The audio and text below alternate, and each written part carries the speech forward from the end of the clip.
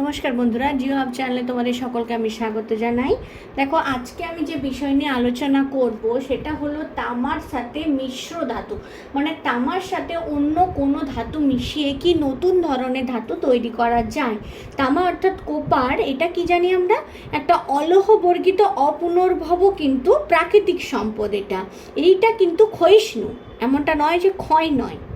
এবার এই যে তামার সাথে কি কি মিশিয়ে আমরা কি নতুন জিনিস তৈরি করতে পারি সেটাই আজকে ভিডিওতে দেখে নিব। তো চলো শুরু করি। এবং দেখো, প্রথমে আমি দেখিয়েছি এই কলামে তামার সাথে কি মিশানো হয় বা কোন ধাতুটা মিশিয়ে কি নতুন জিনিস তৈরি হচ্ছে এবং তার ব্যবহারটা কি। দেখো, প্রত্যেকটা জিনিস যে উৎপাদন হয় তার তো না একটা ব্যবহার থাকে।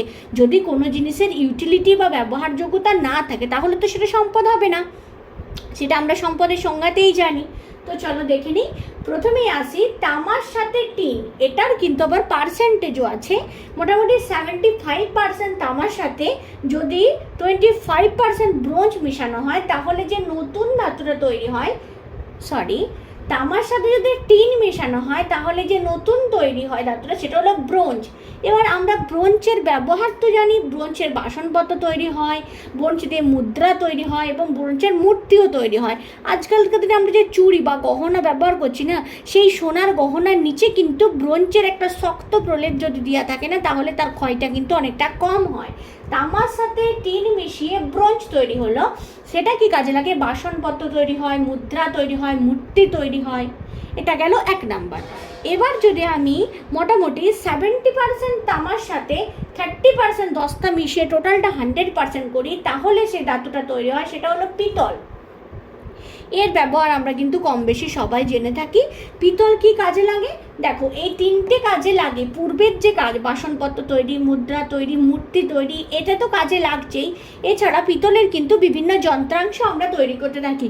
গৃহস্থলীর কাজে বা কোনো বড় যন্ত্রাংশ যদি হয় তার পার্টস হিসাবেও কিন্তু পিতলের ব্যবহার রয়েছে। এবার দেখো, এই এতক্ষণ আমরা দুটো ধাতু দেখছিলাম, তামার সাথে টিন। এবার তামা, টিন, দস্তা যদি একই সাথে মেশানো হয় তাহলে যেটা তৈরি হয় সেটা হলো কাঁসা। কাঁসা কিন্তু এখানে পার্সেন্টেজটা কেমন থাকবে? মোটামুটি ধরো 35% তামা রইলো, 30% টিন আর 25% দস্তা, তো মিলে হয়ে গেল কাঁসা। কাঁসার কি ঘন্টা, কাঁসার ঘন্টা কিন্তু বিখ্যাত, কারণ কাঁসার ঘন্টা তৈরি করতে কিন্তু কাঁসা ছাড়া অন্য কিছু দিয়ে তৈরি করা যাবে না। এছাড়া কাঁসার বাসনপত্র আমরা খাবারের জন্য ব্যবহার করে থাকি, এটা স্বাস্থ্যের পক্ষেও ভালো, এটা আমরা মেনে থাকি। 4 নম্বরে যার কথায় আসবো সেটা হলো তামার সাথে অ্যালুমিনিয়াম। তামার সাথে অ্যালুমিনিয়াম মিশে কি তৈরি হয়? ডুরালুমিন। ডুরালুমিন বলে একটা নতুন ধাতু তৈরি হয়, সেটা কি কাজে লাগে? মুদ্রা তৈরি করতে কাজে লাগে। এছাড়া বাড়িতে যে ফটো ফ্রেম, আমরা ফটো ফ্রেম যে বাড়িতে বানিয়ে রাখি, সেই ফটো ফ্রেম তৈরি করতে কিন্তু এটা লেগে থাকে। কি লেগে থাকে? ডুরালুমিন। এই যে দেখো, ডুরালুমিন মুদ্রা, ফটো ফ্রেম তৈরি করতে কিন্তু কাজে লাগে। এছাড়া যদি বা তামার সাথে নিকেল বলে থাকি, এটা কিন্তু খুব খুব গুরুত্বপূর্ণ। 60% তামার সাথে যদি 40% নিকেল মিশিয়ে দিই তাহলে মনেল বা কনস্ট্যান্টাইন বলে এক ধরনের ধাতু তৈরি হয়। সেটা কি হয়? বৈদ্যুতিক যন্ত্রপাতিতে ব্যবহার করা হয়। আমরা জানি যে মোট তামা উত্তোলিত হয় তার 50% তামাই কিন্তু বৈদ্যুতিক শিল্পে কিন্তু কাজে লাগে, বৈদ্যুতিক যন্ত্রপাতি তৈরিতে কাজে লাগে মনেল। 60% তামার সাথে 40% নিকেল মেশানো হয়ে থাকে। এরপর দেখো, তামার সাথে যদি পিতল মেশাই, যেখানে তামার পরিমাণটা ধরো 40% হইলো আর পিতলের পরিমাণটা বেশি দিয়ে দিলাম 60%, তখন কি হলো? সেটা হয়ে যাবে জার্মান সিলভার। জার্মান সিলভারটা দেখো গয়নাতে কাজে লাগে। আমার নিজের একটা গহনা রয়েছে জার্মান সিলভারে, সেটা কিন্তু পুরোপুরি দেখলে, মানে জার্মান সিলভারের উপরে যদি গোল্ডের একটা পালিশ দিয়ে দেওয়া হয় না, পুরোপুরি সোনা লাগবে এমন বিষয়টা। এটা গহনা তৈরিতে কাজে লাগে। এছাড়া ফুলদানি বা ফ্লাওয়ার ভাস যে তৈরি হয় সেগুলোতেও কিন্তু জার্মান সিলভারের ব্যবহার অনেকটাই রয়েছে।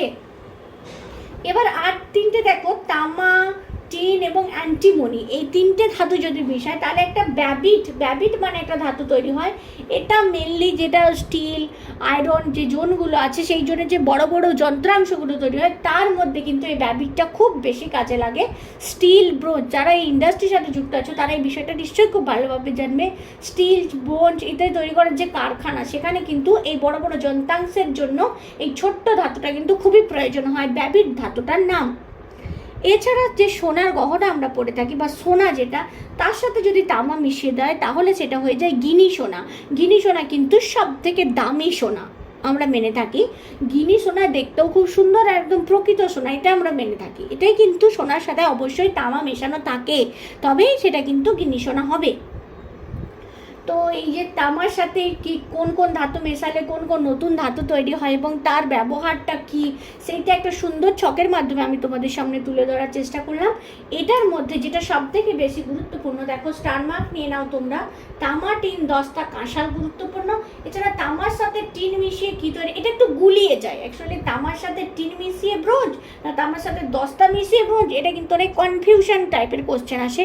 ধরো জিকেতে একটা কোশ্চেন দিল যে ব্রোঞ্জ কীভাবে তৈরি হয়, লেখা রইল তামা প্লাস টিন, তামা প্লাস দস্তা, তামা প্লাস পিতল, নাকি তামা প্লাস নিকেল, তখন কিন্তু তোমরা ঘাবড়ে যাবে। তামা প্লাস দস্তা মানে কিন্তু এই তিনটে, প্রথম তিনটে খুব গুরুত্বপূর্ণ, তামার সাথে টিন ব্রোঞ্জ, তামার সাথে দস্তা পিতল, তামা টিন দস্তা মিলে কিন্তু কাঁসা।